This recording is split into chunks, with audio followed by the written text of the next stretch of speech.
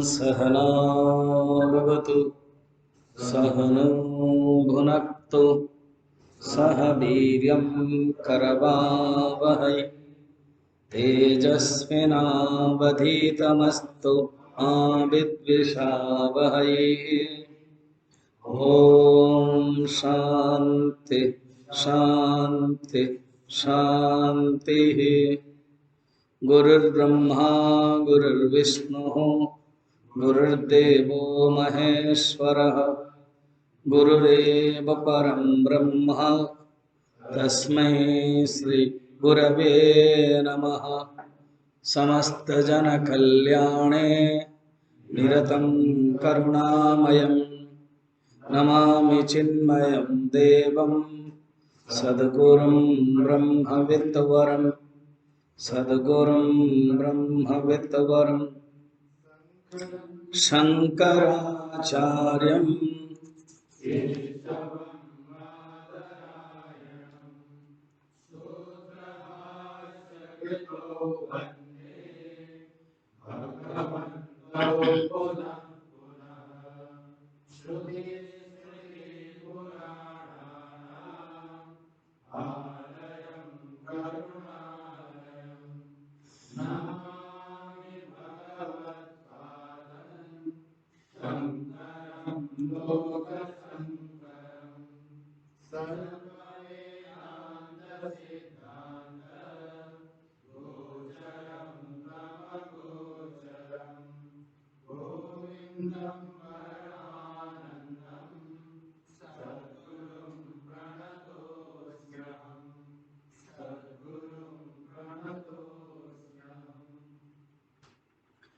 स्वात्मनि स्थितः मुक्ति ही अनात्मनि स्थितः बंधः। जब अपने स्वरूप में स्थित रहते वही मुक्ति है, और स्वरूप के छोड़ करके जितने हैं वो अनात्म है, उसमें स्थित रहते वो बंधन है। ये सब निधिध्यासन के श्लोक है अभी जो हुआ था। 10 श्लोक है प्लस एक उसके लिए उपसंहारात्मक श्लोक है। इसको कंटेम्पलेटिव श्लोक कहते हैं और निधिध्यासनात्मक श्लोक कहते हैं। निधिध्यासन और ध्यान में क्या फर्क है? जो विचारा प्रधान अधिकारी होते हैं, शायद जीवन ज्योति में टॉपिक आया होगा 4 प्रकार के। हाँ वो आया था, हठ योग करके डिस्कशन कर रहे थे, तभी याद आ गया। तो शरीर प्रधान जो होते हैं वो हठ योगी होते हैं, शरीर प्रधान जो होते हैं वो कर्मयोगी होते हैं। थोड़ा सा अंतर्मुखी होते हैं तो ध्यान योग, वहां हठ योग के शब्द थे। थोड़ा अंतर्मुख होने से ध्यान योग, विचार प्रधान होने से ज्ञान योग, भावना प्रधान होने से भक्ति योग।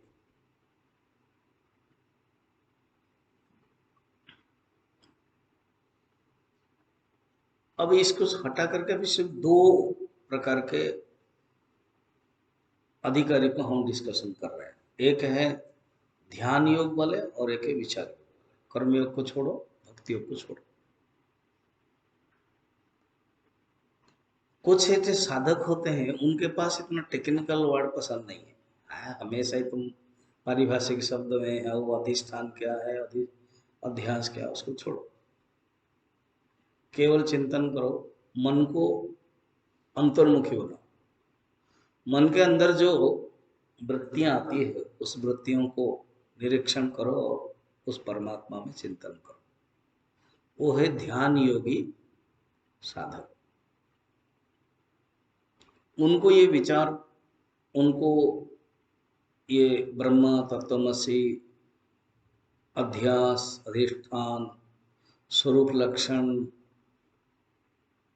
तटस्थ लक्षण, ये सब विचार के दृष्टि से शब्दों के माध्यम से वो खेल नहीं चाहते। जब आप तुम साधक के क्षेत्र में बनोगे, जाओगे थोड़े से ऋषिकेश और उत्तरकाशी आदि में, वो लोगों को देखोगे साधक बहुत कम मगर मिलते हो उसमें, ज्यादातर विचारात्मक है।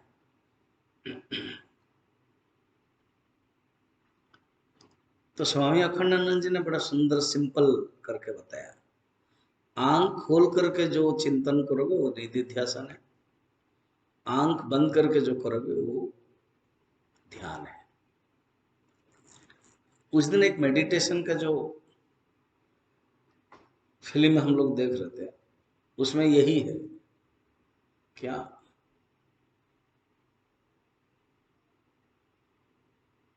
जो विश्व शक्ति है, जो यूनिवर्सल कॉस्मिक एनर्जी है, वो कॉस्मिक एनर्जी जब अचेतन अवस्था में रहती है वो सुसुप्ति है,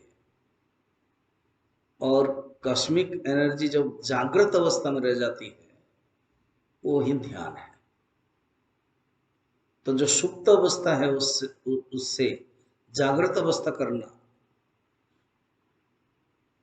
सेल्फ अनफोल्डमेंट करके किताब है, किंडल लाइफ के बाद के जो किताब है ना गुरुदेव का टॉक, वो सेल्फ अनफोल्डमेंट, उसकी हिंदी है आत्म विकास के निर्देशिका, सुनी होगी, आत्म विकास, आत्म विकास के निर्देशिका, a manual book of self unfoldment, ऐसे लंबे है इसीलिए निर्देशिका, मैनुअल बुक, हैंडबुक बोलते हैं ना, मैनुअल बुक।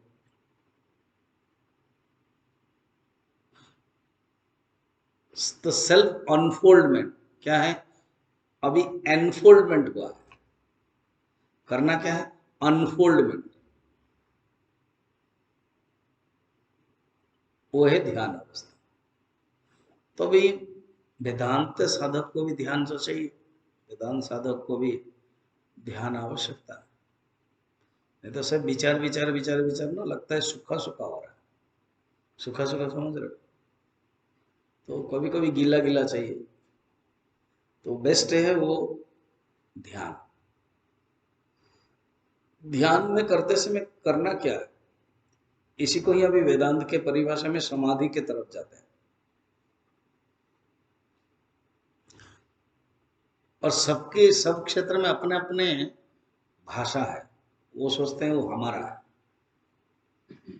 जैसे भक्ति लोग हैं, वो कृष्ण भावन भावित, तो उनको लगता है कि हमारा है, तुम लोग उधार ले रहे।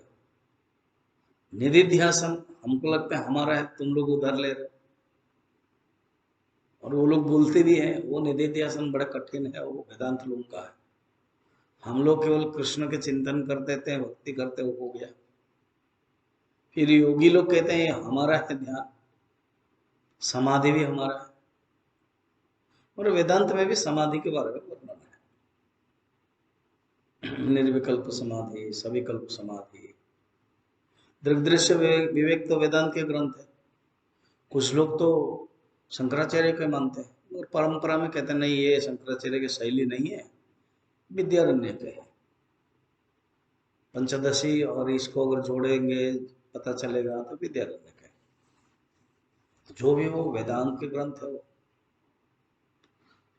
अपरोक्षानुभूति एक ग्रंथ है, विवेक चूड़ामणि की छोटी बहन है, अपरोक्षानुभूति स्त्रीलिंग है ना, इसलिए मैंने बहन कहा, ये बहुत बड़ा भाई है, ये सबको अभी अधिकार में रखेगा, विवेक चूड़ामणि। वाक्यवृत्ति भी छोटी बहन है, ये दोनों दोनों में ही समाधि है, दोनों में ही ध्यान है। तो मेरा यही पॉइंट था, ये ध्यान श्लोक है, इसको याद रखें। शब्दानुविद्ध समाधि है, शब्दानुविद्ध ना शब्द को लेकर के शब्द अनुविद्ध करेगा, अनुविद्ध माने जो संधान करता है।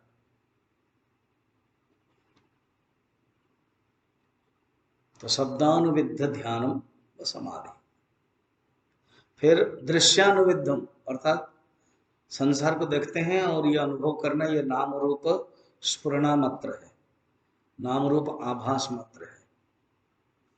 दृश्य में क्या है, यत्र यत्र मनो याति तत्र तत्र समाधय, जहां जहां मन जाता है वहां वहीं समाधि है, तो वह है दृश्यानुविद्ध समाधि।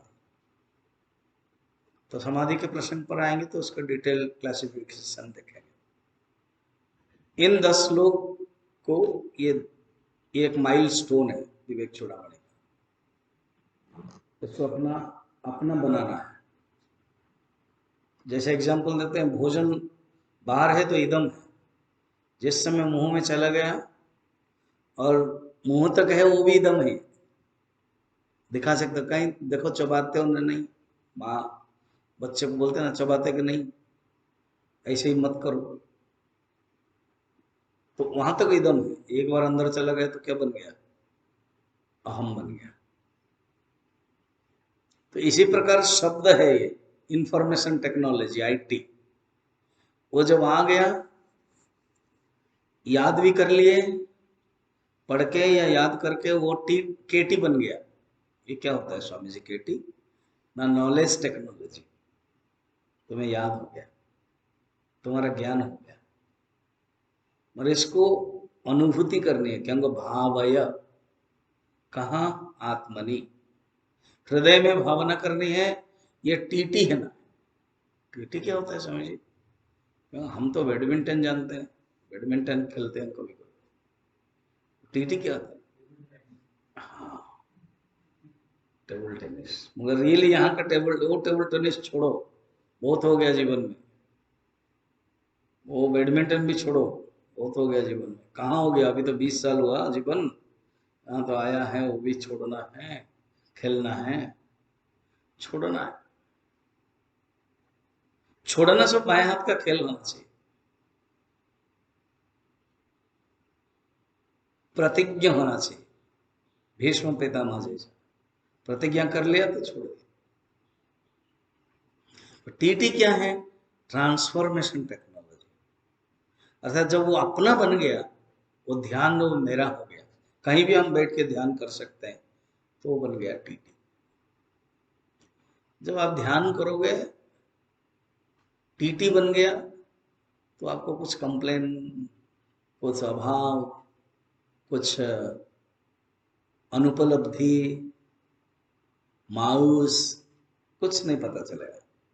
आनंद ही आनंद, मर्यादा होंगे, गंभीर रहेंगे, मगर मायूस नहीं, वो आपके जीवन में एक अलग गांभीर्यता लाएंगे, समुद्र में वो गांभीर्यता, जैसे भगवान राम के। साधक के समय में ये जरूरी है, साधक के समय राम बनो और प्रचार में कृष्ण बनो, उल्टा करोगे तो मुश्किल है। साधक के समय कृष्ण बन के खेलोगे तो मुश्किल है, और वहां जाके राम बनोगे तो भी मुश्किल है। तो यहाँ राम बनो और वहां सब खेल ही खेले, क्रीड़ा है। तो ये 10 श्लोक हैं, 11 श्लोक अनुबंध किया, उसको बोलते हैं अनुबंध, उपसंहार, श्रुति फल, फलश्रुति, इसको पढ़ करके कैसे करना चाहिए, क्या करना चाहिए। अब 2 श्लोक में कंप्लीट करते हैं ये टॉपिक। स्वबोध मात्रम परिशुद्ध तत्वम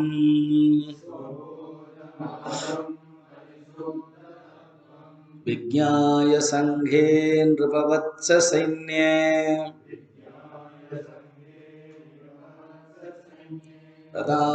तदाश्रयस्वात्मनि सर्वदा स्थितः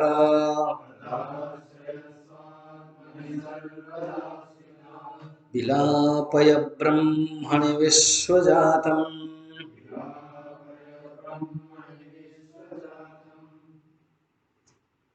स्वामी जी या गुरु जी या गुरुदेव, प्रश्न होगा कि आप आत्मो चिंतन के लिए, आत्मा स्थिति के लिए कह रहे हैं ना, हाँ, तो ये बताइए, जब आत्म स्थिति हम करते हैं, ये जो शरीर है ये रहेगा कि नहीं, कपूर जैसा उड़ जाएगा क्या? कहते देखो, शरीर रहेगा मगर शरीर के तादाद में नहीं रहेगा।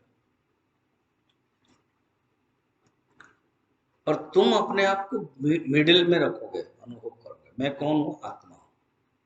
और ये शरीर क्या है, ये शरीर तुम्हारा इंस्ट्रूमेंट है, ये शरीर तुम्हारा सैन्य है, ये शरीर तुम्हारा सहकारी है। देखो मैं सबका कमरा गया, सिर्फ इसका नहीं, घुसाने ही नहीं दिया मुझे। फिर बोलते आपने तो मना कर दिया, और अंधकार करके बैठे हो और आपने मना कर दिया। तो जब मैं गया, सबके अपने अपने स्टाइल के वस्तु है। तो ये वस्तु क्या है, यूटिलिटी वैल्यू। किसका कम है, किसका ज्यादा है, किसका सिस्टमेटिक है, किसका ऐसे ही पड़ा हुआ है, किसका जितना जरूरत है लाते वो पास में है, जितना जरूरत नहीं दूर में है। तो वस्तु के बीच में कौन रहते हैं, ब्रह्मचर्य। तुम, वो तुम रहते हो, बाकी वस्तु सब रहते हैं। ठीक है, ऐसे ही आत्मा को रखो। एग्जाम्पल भी देते हैं, कैसे देखना, संघे नृपवत्स सैन्य, अर्थात ये संघात रूप, संघे माने संघात, संघे कलियुगे संघे शक्ति ही, ये एक श्लोक है। उस श्लोक को आरएसएस जो है ना, संघ शक्ति, संघ, उसको महावाक्य रूप में लिया। जो संघ में जुड़े होंगे वो उसको पता हो। कलियुगे संघे शक्ति, मैं जो 8th क्लास पढ़ रहा था तब मैं आरएसएस में जुड़ा। इधर एनसीसी में भी थे, 8, 9, 10, नहीं 9, 10, 11, उस समय 11 था, 11 में नहीं लेते थे लग रहा, तो 9, 10 2 साल। और उधर एक संघ के कोई एक सेवक आ रहे थे, वो एक पहाड़ के एक मंदिर के पास रहते थे। तो उनके लिए पैरेलल टाइम होता था। जो एनसीसी स्टूडेंट्स वो डिसिप्लिन, वही चाहते थे वहां जाने के लिए, और उसी समय वो, तो इसलिए दो भाग कर लिया, नॉन एनसीसी संघ के लिए, फिर हम लोग खत्म होने जाने के बाद फिर हम जाते थे। तो वहां संस्कार मुझे मिला था, 2-3 साल जितने वो रहे थे। फिर हम लोग को बुलाते थे जहाँ कमरे में, हम लोग जाते थे, बैठते थे, कुछ कहानी बोलते थे, चॉकलेट देते थे, सब याद है। हमने उनके अपने घर भी बुलाया था, भोजन करवाया था। तो जो संघ है ना, संघ में देखना कोई लीडर नहीं है, सब हाफ पैंट पहनते हैं, बड़े बड़े भी हो, बहुत बड़े बड़े जो भी पॉलिटिक्स में है, सब बहुत लोग संघ से आए। ये संघ की खासियत है। गुरुदेव ने भी कल जो देखा था ना, many modes of the master, उसमें एक भारत माता का मन फोटो था, उस 91 लिखा हुआ था। तो वहां पर मुंबई में कोई एक संघ के कार्यालय में टॉक दिया था, और विश्व हिंदू परिषद के तो प्रतिष्ठाता ही थे। और विश्व हिंदू परिषद के जो गुरुजी माधव चंद्र गोललकर, वो संघ के सेकंड सरवाहक,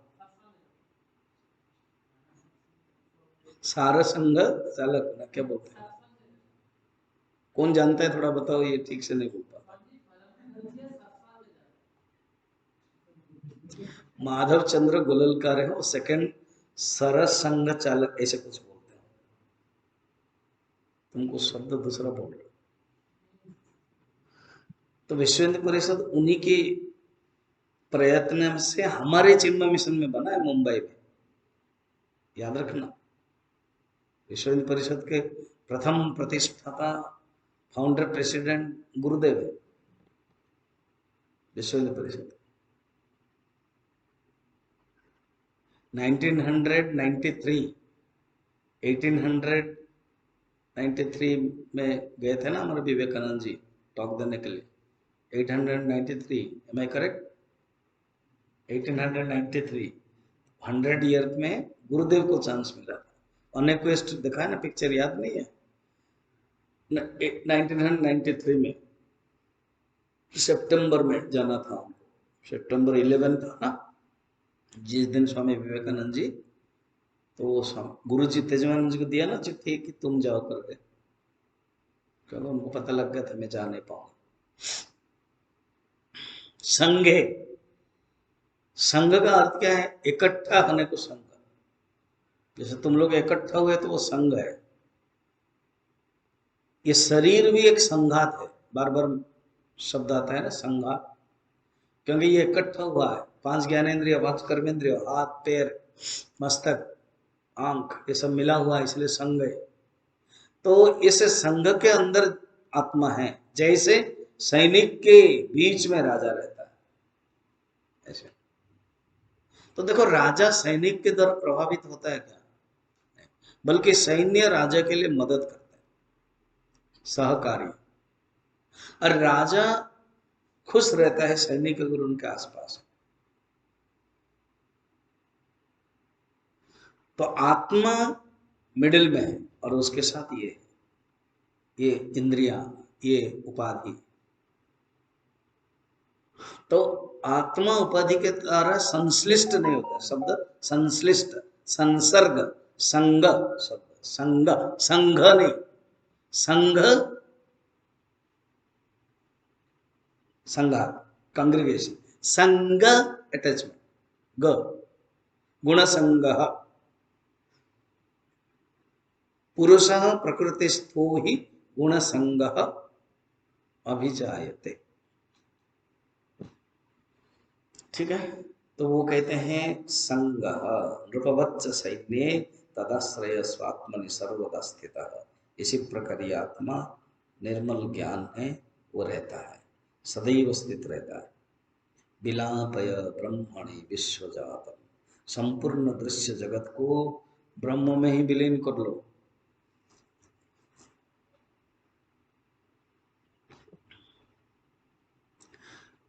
यहाँ जगत, विश्व जगत को ब्रह्म में विलीन कर लो का अर्थ क्या है? जगत को जो तुमने मान लिया है, जगत के प्रति तुम्हारा जो तादात्म्य हुआ है, उसको विलीन करो। अगर जगत एक दूसरा एंटिटी नहीं है, वो तुम्हारे ही एक्सटेंशन काउंटर है।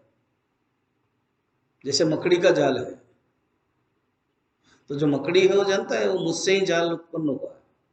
तो मैं जो जाल है वो मेरे लिए बंधक नहीं है।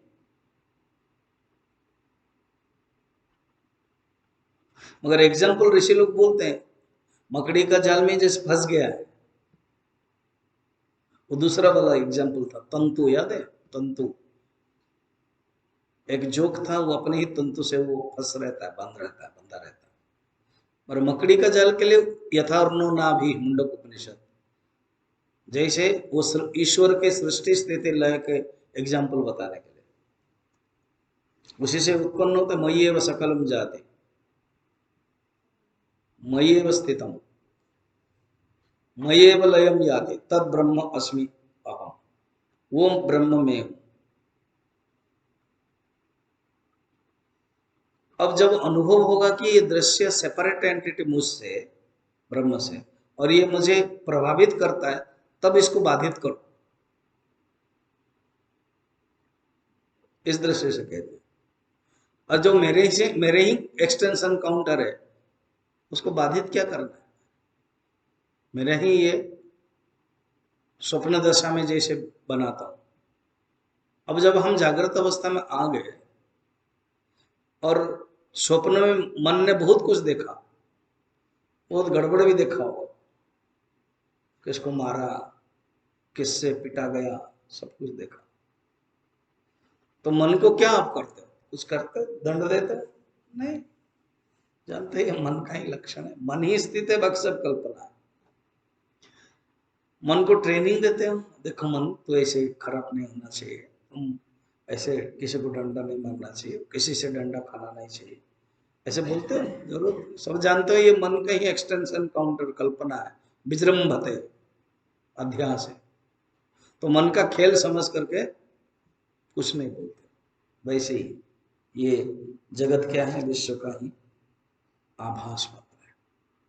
फिर तुम क्या करना चाहिए? भगवान ने तुमको एक सुंदर बुद्धि दी है, बुद्धि के गुफा में इसको अपने आप में अंदर रखो, इसी को चिंतन करो।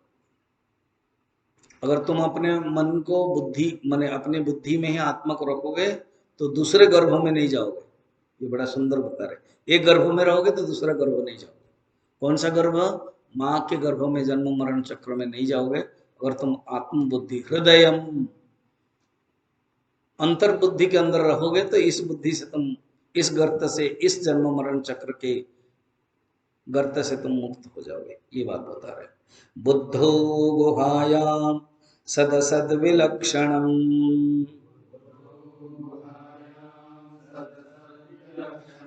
ब्रह्मास्ति सत्यम परमाद्वितीयम्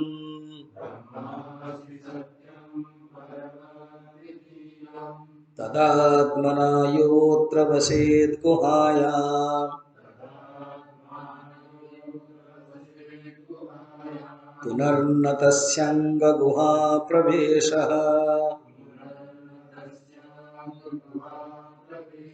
ये तदात्माना लिखा हुआ ना, तदात्मना कर दो तो माँ को हटा दो, आकार हटा दो। कारण नीचे जो हिंदी लिखा हुआ है ना सर मीनिंग में वो ठीक लिखा हुआ।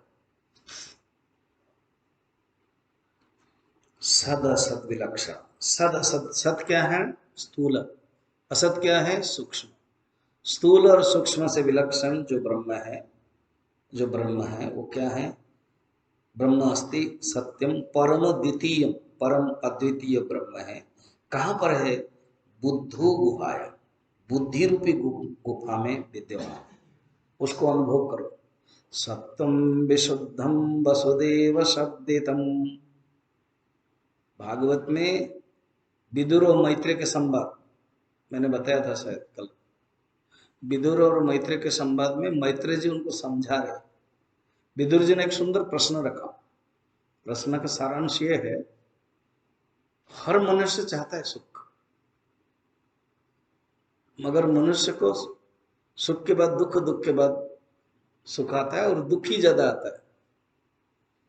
क्यों? आप मुझे बताइए। बदन्न भगवान, वो बताते कर्म के अनुसार भगवान की भक्ति करना तो सुख मिलेगा, वो डायलॉग है। वो बताते इस समय मैत्रेय जी बोल रहे हैं वसुदेव रियली कौन है?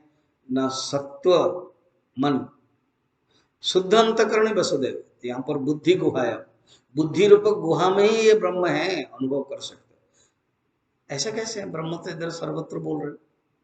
बड़े कंफ्यूजन करते हो वेदांत वाले। कभी इधर बोलते हो, इधर कहते हो ब्रह्म, फिर उपासना करो, फिर पूजा करो, फिर आरती करो, फिर कंफ्यूजन ही कंफ्यूजन। बड़ा मुश्किल, समझ में नहीं आता।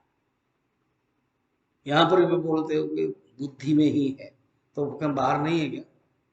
हृदय से अर्जुन तिष्ठति, बोलते हृदय में रहते हैं। परमात्मा सब में है, अनुभव कर सकते हैं बुद्धि में, रियलाइज कर सकते हैं बुद्धि में। परमात्मा सब में है, आंख बंद करके हृदय में देखना पड़ता है।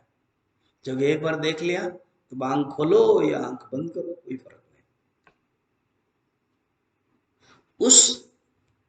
उस जीवन मुक्त को तत्र को विधि को निषेध निस्त्रिगुण्यम पथाम विचरता।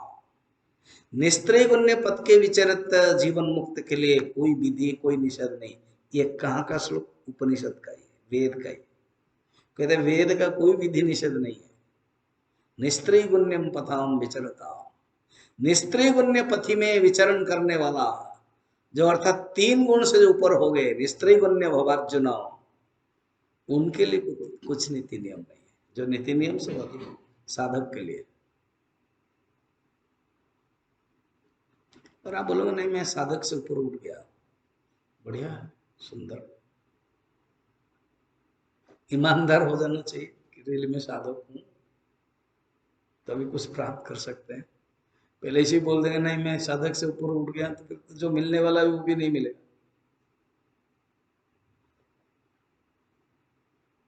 उनके लिए कुछ नीति नियम नहीं। जीवन मुक्त लक्षण ऑलरेडी तत्वबोध में पढ़ा है, आगे भी पढ़ोगे। तो यहाँ कहते हैं बुद्धो गुहायाम, बुद्धि रूपक गुहा में अगर अनुभव कर लिया ना, तदात्मना ये अत्र वसेत गुहायाम पुनर्न तस्य अंग ग्रह प्रवेश। ऐसे फिर वो माँ के गुहा में नहीं प्रवेश करेगा। कितना सुंदर ना। एक गुहा में प्रवेश करोगे तो माँ के जो गुहा है, माता के जो गर्भ है, उसमें प्रवेश नहीं होगा, जन्म मरण चक्र नहीं होगा। सुंदर बातें बताया। अब ऐसे तो गुरुदेव ने एक्सप्लेनेशन में थोड़ा देख लेना। इसमें 3 सब्जेक्ट बोलते थे, आत्मा अनात्मा विवेचन, स्वानुभव और ब्रह्मात्मना संस्थिति। तो इसमें स्वानुभव के बारे में बताया, जो हृदय में स्थित है, अनुभव या ब्रह्मात्मना की स्थिति। अब कुछ श्लोक में, कुछ श्लोक माने कितना श्लोक, वासना विधि 10 श्लोक में, 67 से 76, 10 श्लोक में वासना त्याग की विधि बताते हैं। उन्होंने ही अपनी तरफ से क्वेश्चन रखा, उन्होंने ही अपनी तरफ से एक उपस्थापना किया, उन्होंने ही अपनी तरफ से एक टॉपिक ले आया। क्या ले आया? ज्ञाते वस्तुन्यपि बलवती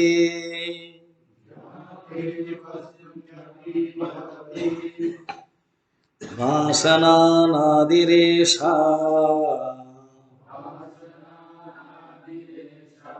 कर्ता भोक्ताप्यहमिति दृढ़ा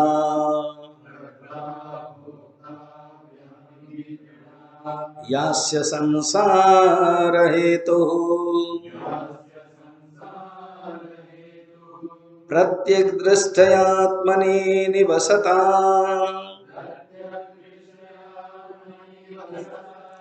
सापनीया प्रयत्ना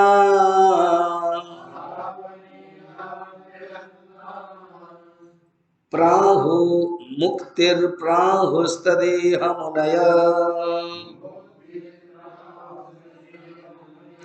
वासना तानवं यत्।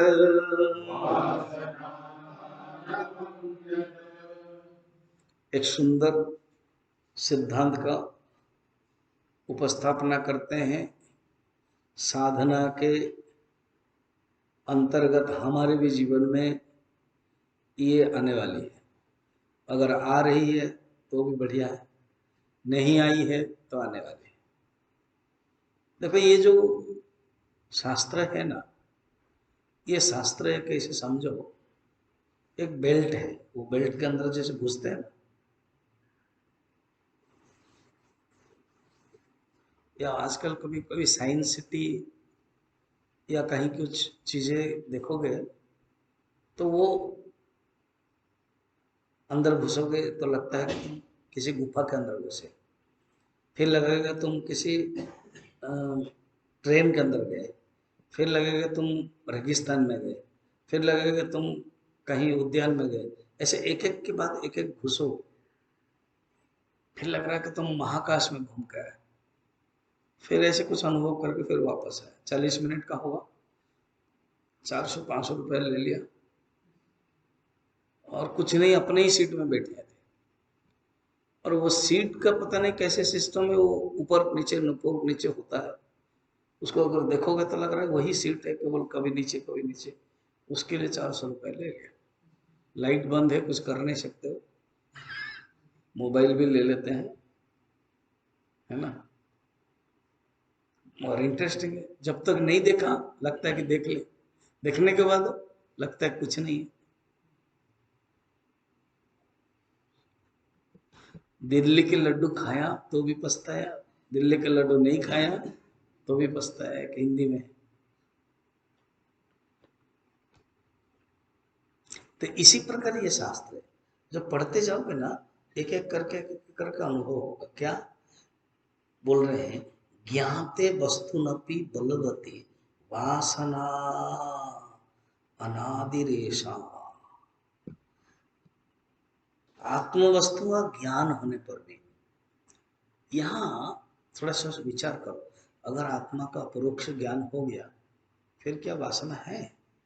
नहीं है। इसलिए यहाँ पर परोक्ष ज्ञान है, अपरोक्ष ज्ञान नहीं। अगर अपरोक्ष ज्ञान हो गया तो आचार्य बोलते भाई मैं थोड़ा बांध बांध खत्म कर देता हूँ उसे, और भी है ना, समाधि है आदि सब, तो ये परोक्ष ज्ञान है। परोक्ष ज्ञान में भी हमको समझ में आ जाता है कि मैं ब्रह्म हूं, ये शरीर नहीं है। अभी 3-4 महीने भी अनुभव हो गया, थोड़ा थोड़ा पहले से था, तभी तो यहाँ आते हैं कि मैं शरीर नहीं हूं, मैं आत्मा हूं। मुझे आत्मा का नॉलेज जानना, मुझे आत्मा को प्राप्त करना, मैं कौन हूं जानना है। तो यहाँ जब अध्ययन करते हैं, अनुभव करते हैं, तो क्या कहते हैं, ज्ञाते वस्तुनि अपि बलवती वासना। ये बलवती वासना, बड़े उत्कट वासना, बहुत पावरफुल वासना है, गहरी वासना ये रह जाती है। और कौन है, अनादि, अनंत नहीं बताया, सिर्फ अनादि। कब से है पता नहीं, मगर है हमारे साथ, चिपकी हुई है। और उसी वासना से जितना भी करे, एक वृत्ति रहती है, प्रति एति प्रत्यय वर्तनमिति वृत्ति। वृत्ति की परिभाषा क्या है, वर्तनमिति वृत्ति। वर्तन, वर्तन माने चलता है, वर्तन क्यों बोलते, व्यवहार, जो यूटिलिटी है उसको वर्तन बोलते हैं। वर्तन मालूम है ना, वर्तन, उसी से आया आवर्तन। वर्तनम इति वृत्ति, जो वर्तन किया जाता है। प्रत्यय, वृत्ति को ही प्रत्यय कहते हैं। प्रति एति, अर्थात जो बाहर के जो वस्तु है ना, उसको लेके आ जाता है। प्रति एति, प्रति मैंने अंदर, एति मैंने लेके आता है, बाहर के वस्तु को अंदर लेके आ जाता है, उसको बोलते हैं प्रत्यय। वही वृत्ति।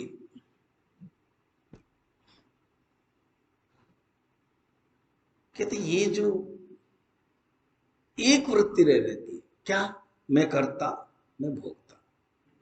हम लोग देख रहा था ना, विज्ञानमय कोश है, ये विज्ञानमय कोश के तादात्म्य के कारण, और मैं बार बार बोल रहा था ना, ये जीवात्मा जो अहम है, अपने आप नग्न नहीं रह सकता, अपने आप नहीं रह सकता, वो ढूंढता है कौन साथ में है। देखो ना, हम भी अपने आप नहीं रहते, तुरंत बाहर आते हैं तो कपड़ा पहनते हैं।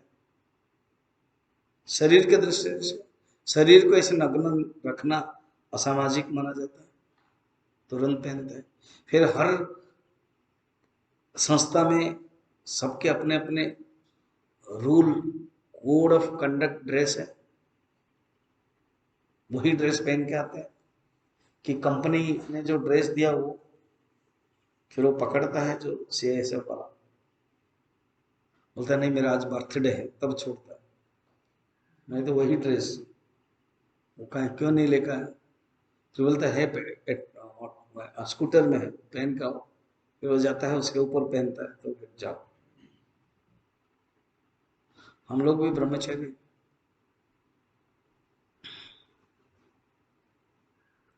तुम लोग तो मैं देखता हूँ बाहर जब जाते हो तो भी रोजर में चले जाते हो, सत्संग में भी आ जाते हो। हमने तो कभी सोचा ही नहीं, हमारे अंदर वृत्ति होते ही नहीं, कभी सोचा ही नहीं, चलो यहीं चलता रहता है। ठीक है, तो जो जीवात्मा है ना, वो जो जीव अहम, वो तुरंत पकड़ता है किसी को, उपाधि को पकड़ता है, तभी वो उपाधिक अहम बनता है, और विज्ञानमय कोश कर्ता बनता है, कि मैं करता हूं, मैं भोगता हूं। ये वृत्ति रह जाती है, क्यों, क्योंकि वासना है।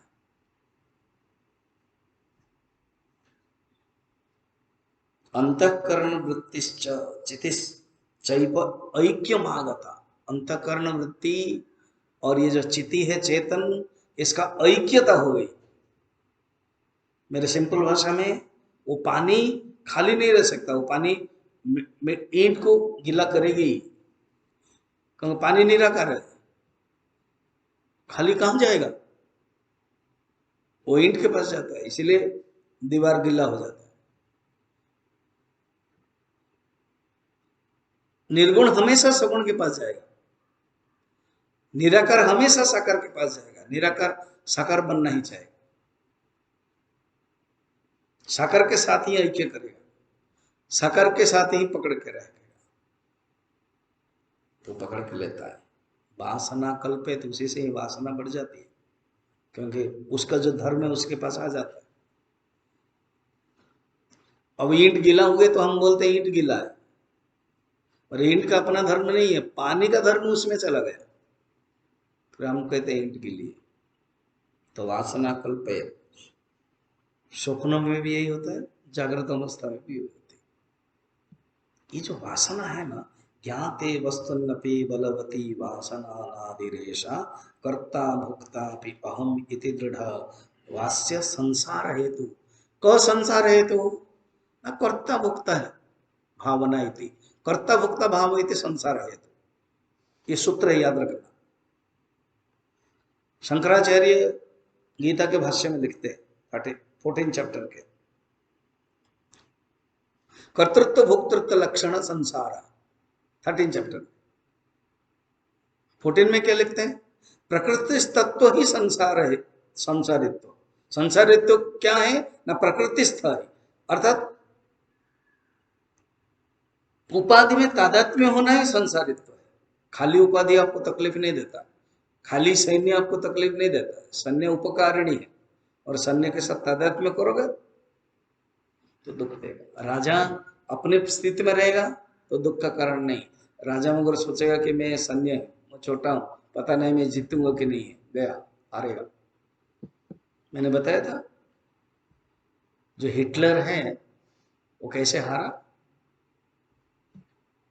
हिटलर का जो अपना कमांडर इन चीफ था, कभी कभी ड्रिंक करते समय उसने बता दिया कि बचपन में मैं जब सोया था, छोटा था 5-6 साल का, उस समय मेरे छाती के ऊपर एक बिल्ली आ गया था, तो बिल्ली को देखते मुझे डर लगता है। उसने भी सुना था।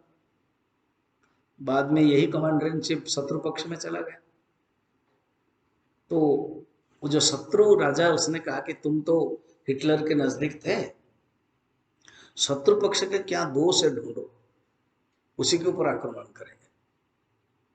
तो सोचता गया सोचता गया सोचता गया, उसने कहा हाँ मुझे एक दिन बताया था, सांझ को ड्रिंक के समय बताया था, बचपन में जब छोटे थे वो बिल्ली को डरते ना, हो गया काम ना, क्या करना 10,000 बिल्ली ले आओ, फिर क्या करना सैन्य को पहले इसको छोड़ो, उसको साइकोलॉजी में उसको कमजोर कराएंगे, उसके बचपन की याद आएगी, वो डरेगा, बट डरा हुआ आदमी को फिर हम लोग आक्रमण करेगा। सचमुच वही हुआ, और हिटलर का हारने का कारण यही बना। ठीक है, तो हमारा कहने का मतलब है ये जो कर्तृत्व भोक्तृत्व है ना, ये जीवात्मा देह देहिनम अव्ययम, मगर देह के साथ तादात्म्य करने के कारण बस बिल्ली जैसे डरा हुआ है, अपने आप को इंफीरियरिटी मान लेता है, मैं देह हूं, मैं इंद्रिय हूं, मैं मन हूं, मैं बुद्धि हूं। गुणसंग संसार हेतु, गुणसंग संसारित्व, कर्ता भोक्ता अहम इति दृढ़ा यास्य संसार हेतु। ये छोटा छोटा सूत्र याद रखना। कर्तृत्व भोक्तृत्व लक्षण संसार 13 चैप्टर भाष्य में पढ़ना। कर्तृत्व भोक्तृत्व लक्षण संसार हेतु। यहां क्या बोल रहे हैं? कर्ता भोक्ता अहम इति दृढ़ा संसार हेतु। कर्ता भोक्ता मैं हूं, अहम इति, अहम कर्ता अहम भोक्ता इति मति संसार हेतु। प्रत्यक दृष्टयात्मनि निवसता सापनेया प्रयत्न। क्या करना चाहिए? आत्म तत्व के साथ निरंतर तादात्म्य करके, भाव रख के, प्रयत्न करके, वासना को आयास के साथ, प्रयत्न के साथ, शब्द देखना, अपने या अपने माने दूर करो, प्रयत्न प्रयत्नात्। फिर मुक्ति क्या है? जब आपका वासना तानवम, वासना क्षय, तानव माने क्षय, वासना तानवम मुक्ति ही, ये एक सूत्र हो गया। मुक्ति क्या है? न वासना तानव मुक्ति ही। भागवत में मुक्ति क्या है? स्वरूपेण व्यवस्थिति मुक्ति ही। फिर जोड़ा थोड़ा सा अन्यथा रूपम हित्वा, उसमें 2 पार्ट है। स्वरूपेण व्यवस्थित मुक्ति ही, तो इससे क्लियर नहीं हो रहा, इसलिए कहते हैं अन्यथा रूपम हित्वा। ये जो अन्यथा कहा, अनात्मनि तादात्म्य, अनात्मनि तादात्म्य हित्वा आत्मनि स्थिति इति मुक्ति, वासना तानव मुक्ति, ये बताया गया है। अहम ममेति यो भावः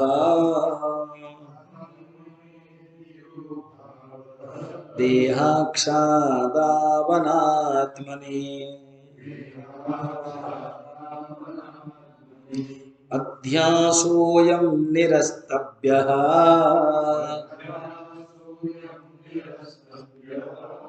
विदुषा स्वात्मनिष्ठया। कर्ता विज्ञानमय कोश तादात्म्य में जब हो जाता है अंतःकरण के साथ चिति का, चिति माने चेतना, चिदाकाश, फिर वो बनता है चिदाभास। शब्द बड़ा इंटरेस्टिंग, चिदाकाश प्योर है, बन गया चिदाभास रिफ्लेक्शन। बन करके अपने पास एक वृत्ति हमेशा ही रखती, कौन? अहम मम, अहम मम, अहम मम, मैं मेरा, मैं मेरा, मैं और मोर तोरते माया, फिर माया शुरू। हमारे गोस्वामी तुलसीदास जी तो शब्द को बड़े कसे कसाए शब्द में बोलते हैं ना, इसलिए मैं और मोर तोरते माया। अहम वृत्ति मम वृत्ति, अहमता और अस्मिता। मैंने कभी कहा ना, शरीर को मैं मानना अहमता और शरीर को मेरा मानना, इसको याद करो।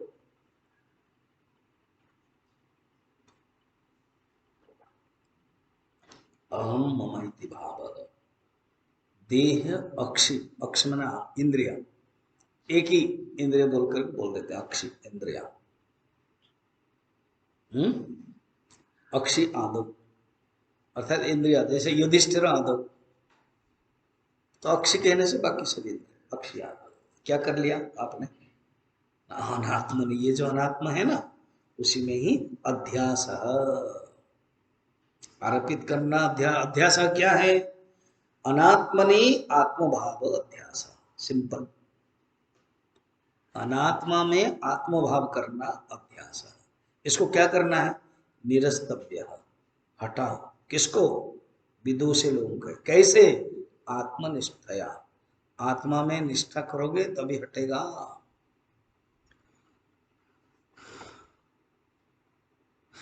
बोलते आप बड़ा कंफ्यूजन करते हो। क्या कंफ्यूजन करते हो? पहले बताया, क्या बताया बताता हूं आपको।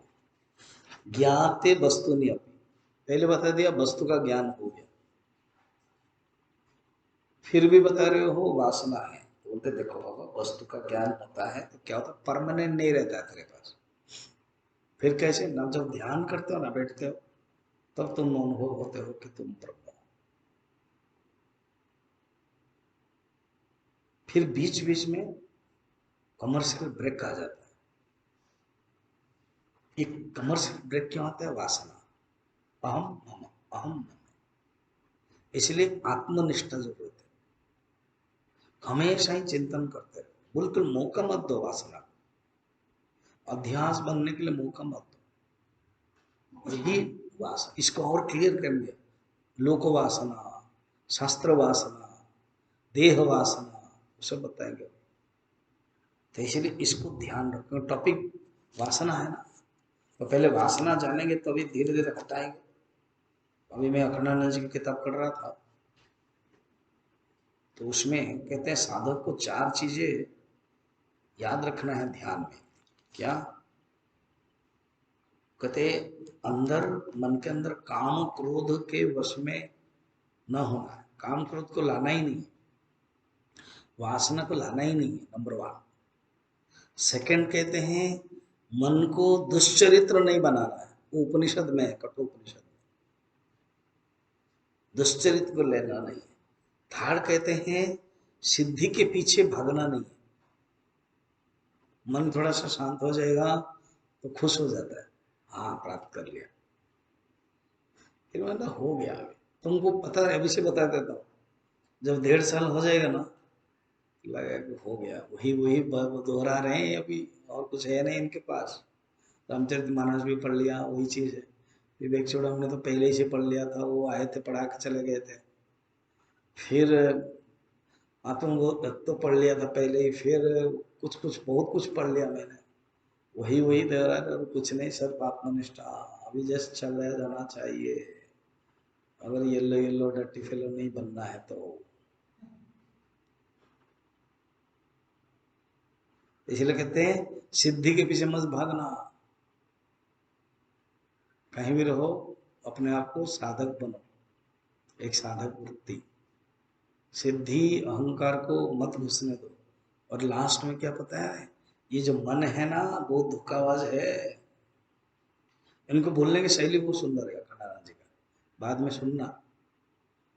मैं तो उनका दर्शन किया हूँ, सुना भी हूँ वृंदावन में। बड़े धीरे धीरे बोलते थे, जमींदार के बेटे थे, पंडित भी थे, ब्राह्मण के। हमारे सुबोधानंद जी के बहुत ही प्रिय थे। सुबोधानंद जी उनको बहुत पसंद करते थे, उनके प्रवचन में बहुत ही आता था, महाराज महाराज बोलते थे। ज्यादातर जो सिद्धांत है उनकी सुन के बोलते थे। तुम लोग भी बाद में सुनते रहना, कभी कभी मैं भी सुनता हूँ, पढ़ता भी हूँ, यही तो परंपरा है। और अखंडानंद जी महाराज हमारे गुरुदेव को बहुत ही प्रशंसा करते थे। एक किस्सा सुना देता।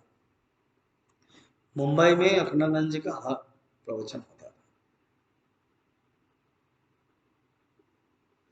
वो जो अलग अलग ट्रस्ट है वो जाते थे लगातार 2 महीने। जितने किताबें, बड़े बड़े किताब है ना, सब वहाँ का ही है। अखंडानंद वहाँ पर प्रवचन का रिकॉर्डिंग बन के शायद बना हुआ। और टॉप टॉप ग्रंथ लेते थे वेदांत के। और ये जो गीता प्रेस गोलोकपुर जो भागवत सुन रहे हो, वो कमिटी में थे। भागवत का जो ज्यादातर हिंदी ट्रांसलेशन इन्हीं का ही है। बाकी जो गोयंका और वो कौन है दूसरा वाला है, हाँ? हनुमान जी, वो सब है परम भक्त थे, मगर इनको मानते थे कि यही सन्यासी है। बाकी सब गृहस्थ लोग थे ऐसे। तो गुरुदेव, अभी क्या है ना, ज्ञान यज्ञ हो रहा था। गुरुदेव को परमिशन लेकर के जो ब्रह्मचारी है, येलो येलो नए नए ब्रह्मचारी बने थे, तो गुरुदेव कहीं बाहर गए थे, तो उनके जो आचार्य होंगे परमिशन लेके, अखंडानंद जी आए हैं, उनने सुनने के लिए जाए। ये लोग गए। तो हमारे तो मिशन के डिसिप्लिन है कि वक्ता से पहले ही आएंगे, और ये लोग आके सामने ही। हमारी आदत है हम लोगों की, हम पीछे नहीं है, कभी हम पीछे नहीं बनने वाले। जब भी हो गए हम आगे। मैं नहीं था, नहीं तो हम बोले आप थे क्या। वो बम्बे वाले पहुंचे, लोग आगे बैठ गए। घनन जी आए, उन्होंने मार्क किया, बताया नहीं गया था चिन्मय मिशन के। मार्क किया, येलो येलो है, यंग है, जस्ट थोड़े से मुंडन फुंडन हुए हैं, दीक्षा है, किसका किसका थोड़ा निकल रहा है। तो इनके तो थोड़ा जोक आता है थोड़ा थोड़ा, और वो बड़े ठासा करके हंसते थे। कौन? और जब हंसते थे संगे शक्ति कलोई के, ये नहीं कि एक ही हंसेगा तो एक साथ। तब उन्होंने तुरंत कहा, चिन्मय बाबा के शिष्य है ये लोग, क्योंकि उनकी गुरु जैसा है, शिष्य वैसा है ना। कंफर्म, हाँ देखा, हंसी से ही पता लग गया कि ये चिन्मय बाबा के शिष्य। ऐसे ऐसे अखंडानंद जी हमारे गुरुदेव को बहुत प्रशंसा करते थे। गुरुदेव ने शायद प्रवचन में कभी एक दो बार बोला होगा। और अखंडानंद जी ने गुरुदेव के नाम पर बहुत कि कहीं प्रिंटिंग में भी लिखा है, स्वामी चिन्मयानंदा, ऐसे लिखा है। ऐसे हैं ये। स्वात्मनिष्ठया के लिए तुम्हें मौका नहीं है, बार बार तुम साधक के रूप में कुछ डूज कुछ डोंट्स के रूप में करोगे। मैंने अभी डोंट्स के रूप में बताया 4 चीजें, याद रखना। क्या क्या? चौथा वाला है मन चंचल होने के लिए मत दो। तीसरा वाला है सिद्धि के पीछे मत भागो। दूसरा वाला है दुष्चरित्र मत बनो। पहला वाला है काम क्रोध के वश में मत हो। अभी इस प्रकार के जान करके क्या करना चाहिए कि मैं वो ब्रह्म हूं, मैं सोहम हूं। और ये जो अनात्मा है, उसके साथ जो तादात्म्य है ना, उसको दूर करो। ज्ञात्वा स्वं प्रत्यगात्मानं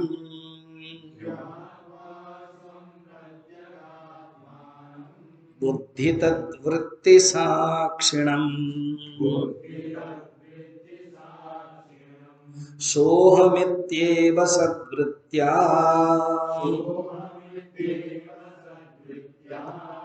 नात्मन्यात्मामतिं जहि।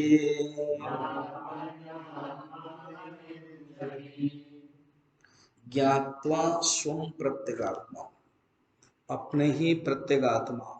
शब्द अलग अलग है, आत्मा, प्रत्यगात्मा, अंतरात्मा, परमात्मा, ब्रह्म, सब एक ही पर्यायवाची है।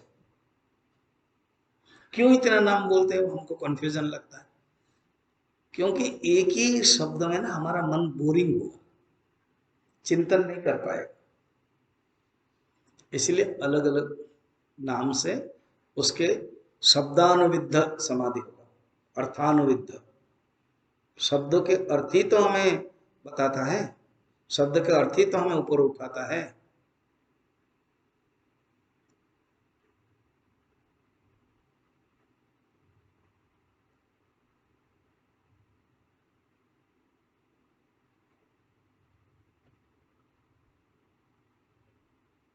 प्रेड सावधान, ठीक से बैठे हो दीपू?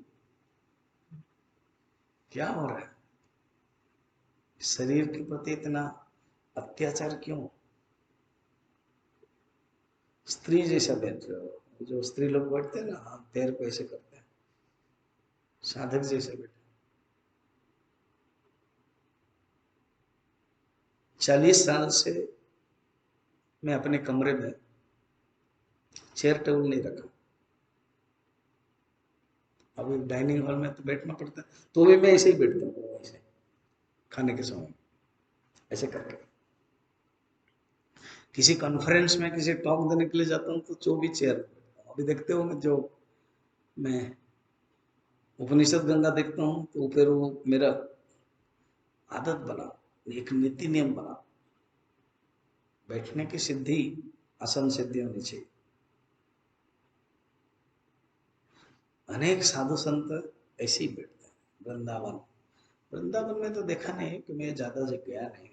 ऋषिकेश है, उत्तरकाशी तो जाता रहता हूँ। हमारे जो पूरी गजपति महाराज है ना, वो भी चेयर में नहीं बैठते हैं, भी ऐसे ही बैठते हैं। अपने उनके घर में मैं रह चुका हूँ, महल महल में ऐसे बैठते हैं। मैं इसलिए नाम बताया कि ऐसे भी बहुत लोग हैं संसार में जो साधक के रूप में बैठते हैं, और हम अपने इतने छोटा सा काम नहीं कर सकते।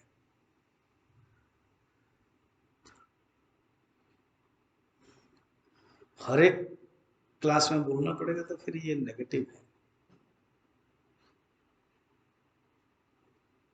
तो कहते क्या करना है? ज्ञाता त्वं प्रत्यगात्मा बुद्धि तद्वृत्ति साक्षी, बुद्धि और उसकी वृत्तियों का साक्षी में। दृग्दृश्य विवेक में ना ये ज्यादा आएगा इस पॉइंट, क्योंकि उसका शब्द वो टाइटल ही है इसे, दृश्य दृष्टा। तो दृष्टा किसका? न वृत्तियों का मैं साक्षी, साक्षात इक्षते इति साक्षी, दृष्ट ज्ञातरी। साक्षी क्या है? साक्षात इक्षते, इक्षते क्या? देखनहार, साक्षात डायरेक्ट आत्मा देखता है। दृगेव न तो दृश्यते, स्वयं विभाति साधनम विना अन्यन विभासयति। ये है चेतन का लक्षण, है चेतन की परिभाषा। सोमित्येव सद्वृत्तिया, मैं वही हूं सद्वृत्तिया। अनात्मनि, आत्ममति, अनात्म में जब आत्ममति हो गई ना, उसको त्यज, तादात्म्य। जो आत्ममति आत्मबुद्धि हो गई है उसको त्याग करो। शरीर को जो मैं मानता हूं उसको त्याग करो। अनात्मा में, अनात्मने आत्मबुद्धि ही अध्यास, अनात्मने आत्मबुद्धि ही बंध। मुक्ति क्या है? ना आत्मस्थिति ही स्वानुभूति ही मुक्ति ही। आत्मस्थिति है और अनुभूति ही मुक्ति। इसको तुम कंटिन्यूस करो, तुम्हारा जो वासना है उसको भी जानो और वासना को दूर करो। अभी वासना कितने प्रकार है वो बता रहे हैं। 270 लोकानुवर्तनम त्यक्त्वा त्यक्त्वा देहानुवर्तनम शास्त्रानुवर्तनम त्यक्त्वा स्वाध्यासापनयं कुरु। वेदांत के शास्त्र में 3 प्रकार वासना है, देह वासना, लोक वासना, शास्त्र वासना। ये बहुत प्रसिद्ध है, सुने होंगे। देह वासना, देह के प्रति ममता, अध्यात्म माने अध्यास। लोक वासना, संसार में मैं बड़ा बन जाऊं, मुझे सब लोग जानेंगे, लोक वासना। ये लोक वासना बहुत खतरनाक। संत कहा करते हैं, ये साधक को लोक वासना से दूर होना है। देह वासना से कर देता, मैं देह नहीं हूं, मैं देह नहीं हूं, बहुत, क्योंकि वो इतना वेदांत का नॉलेज आता है ना, वो उसको पार कर लेता है। वो लोक वासना से पार करना बहुत कठिन है। लोग आएंगे, आपके मत प्रणाम करेंगे, झुकेंगे, आपको पैसा देंगे, दक्षिणा देंगे, आपका नाम देंगे, वो लोक वासना में फंस जाता है साधक। इसलिए ध्यान रखना पड़ेगा लोक वासना। और एक क्या है, शास्त्र वासना। ये शास्त्र वासना भी बड़ा मुश्किल है। स्वामी जी, शास्त्र वासना को त्याग करना, फिर पढ़ा क्यों रहे, बंद करो। तो इसके टीका में लिखा गया, नीचे देखना, नीचे छोटा सा अक्षर में देखना, शास्त्रानुवर्तनम नाम मोक्ष प्रयोजक ग्रंथ परिशीलनम बिना इतर ग्रंथ अध्ययन अनाधिकम। कहते हैं शास्त्र वासना माने मोक्ष प्रदायक जो शास्त्र, इसका तो पूरा लास्ट तक पढ़ना है। वेदांत चिंतया कालम नए मरण पर्यंतम वेदांत चिंतया मत त्यज्य। मरण तक वेदांत के चिंतन को छोड़ो मत। शास्त्र को बिल्कुल नहीं छोड़ना। तुम प्रवचन दोगे नहीं, बड़ी बात नहीं है। प्रवचन तुम्हारा लाइट लाउड रिफ्लेक्शन है।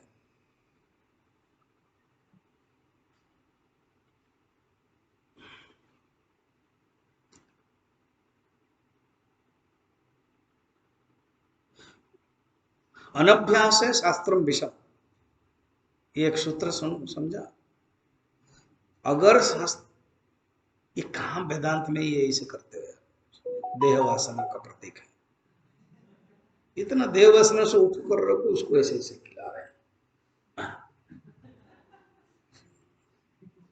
मुझे देह वासना का एग्जाम्पल करने के लिए दिखा रहा हो। आप देह वासना क्या है देखो, हम कर रहे हैं। उठो उसमें, उठो उठो।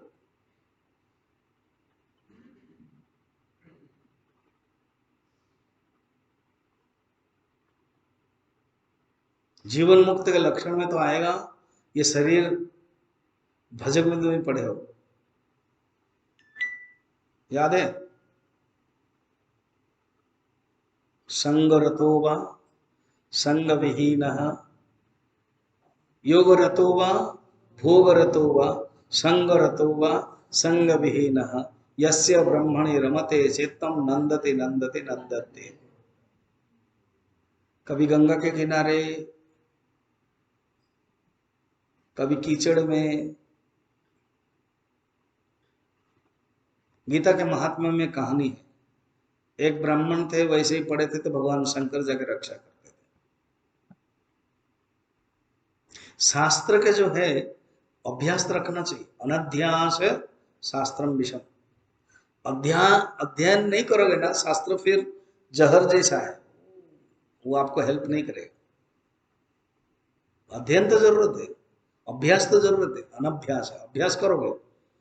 मगर प्रवचन एक थोड़ा सा नुकसान है।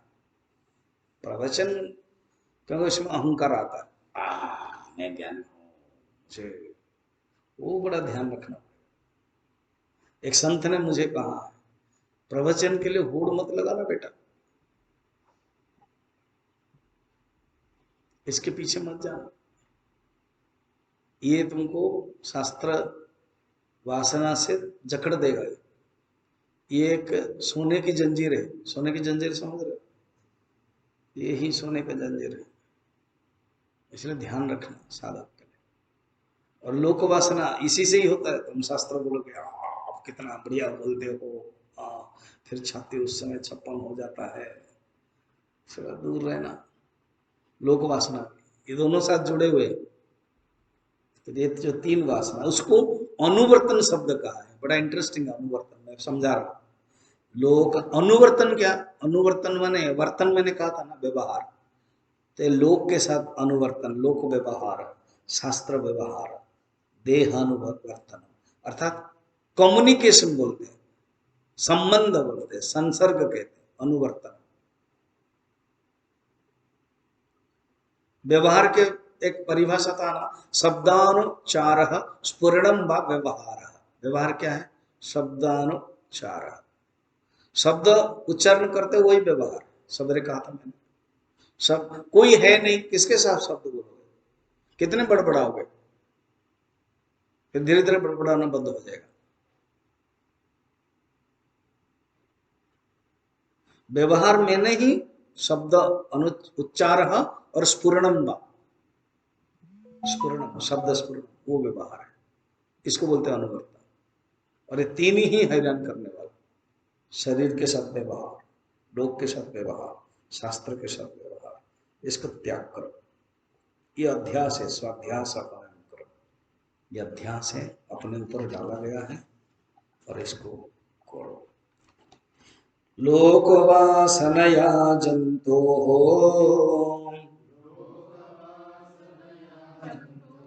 शास्त्र वासनया पिच, देह वासनया ज्ञानम, यथा वन्नैव जायते।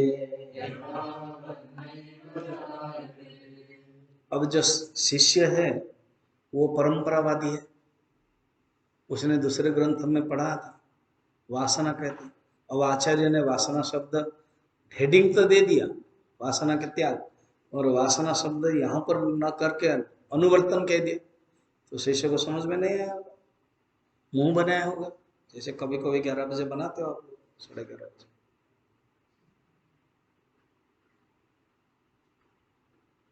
बनाते मना, ऐसे बनाते हो कैसे।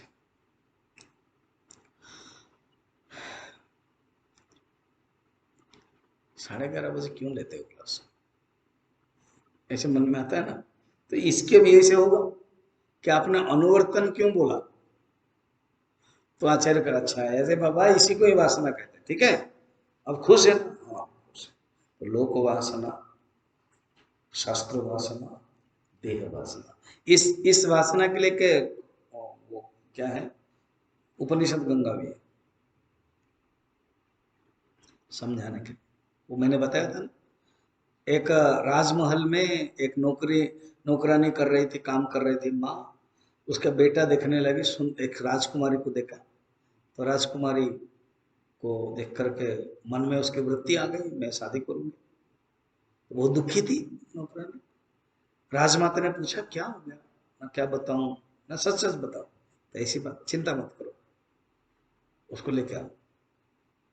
तो उसका कहे तुम राजकुमार के साथ विवाह करना चाहते हो, ठीक है, 1 महीना तुम मेरे पास रहो, मैं जैसे जैसे बोलूंगा वैसे वैसे करना, तो मेरे लड़की से तुमको शादी करवा दूँ। अच्छा, तो उन्होंने रखा राजमहल में दूसरे रूम में, लड़की के साथ कोई संपर्क नहीं है। तो देह वासना को दूर करने के लिए उन्होंने शुद्ध आहार दिया। शास्त्र वासना जो है तैयार करने के लिए उन्होंने शास्त्र का रामायण भागवत आदि वैराग्य ग्रंथ पढ़ाया।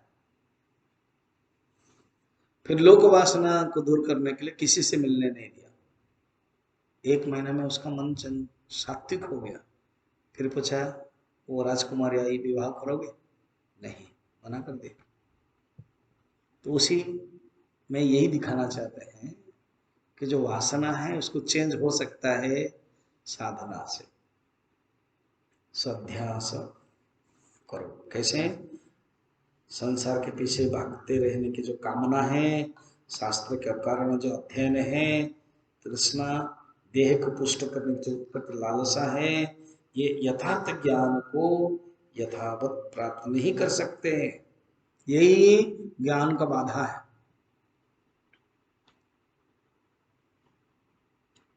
बहुत शास्त्र, ये भी पढ़ो, वो भी पढ़ो, वो भी पढ़ो, वो भी पढ़ो, वो नहीं होना चाहिए। रामकृष्ण परमहंस कहते हैं जो पढ़ते हैं उसी को अच्छे से पढ़ो।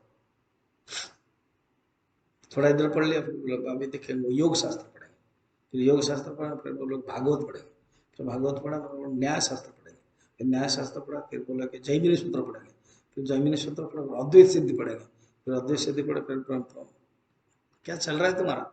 पढ़ेंगे।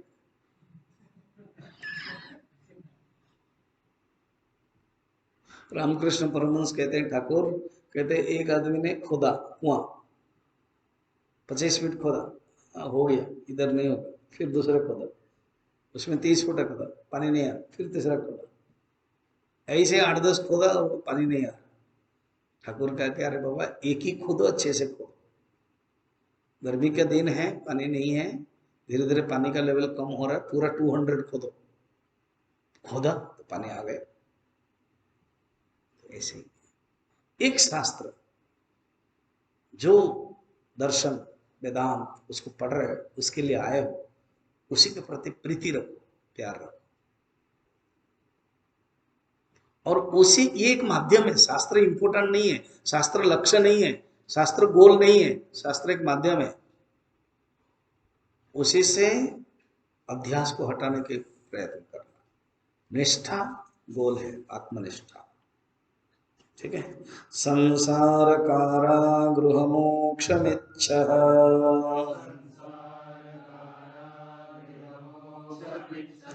अयोमयं पादनिबद्ध शृंखलम्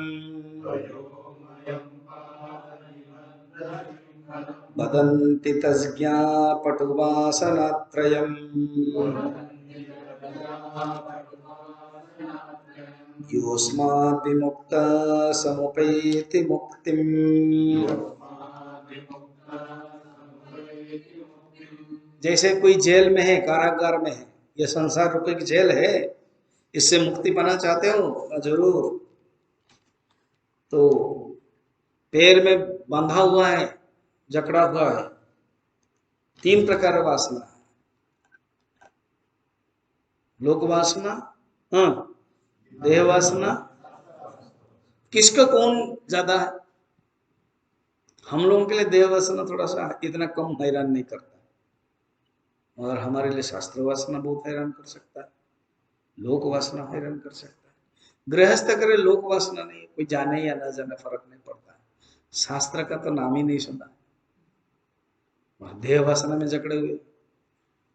हाँ, इसी को ही चतुर्दश अध्याय में 14 चैप्टर में गुणत्रय विभाग योग में सत्वगुण, रजोगुण, तमोगुण, तीनों ही गुण मानते हैं। एक रेशम का सूत, एक ज्यादा थोड़ा सूत, और एक मुंजा वाला मालूम है, काइट, क्या बोलते हैं उसको? काइट को क्या बोलते हैं? कभी किया है? वो टूटता नहीं ज्यादा, उसमें पता नहीं वो धागा लेते हैं, अंडा लगाते हैं और क्या क्या सब लगाते हैं, क्या है ना, उसको स्ट्रांग बनाते हैं, टूटता नहीं। फिर वो खेलते हैं, एक मारता है, एक मारता है, ऐसे ऐसे। वो बहुत तोड़ने का कठिन है।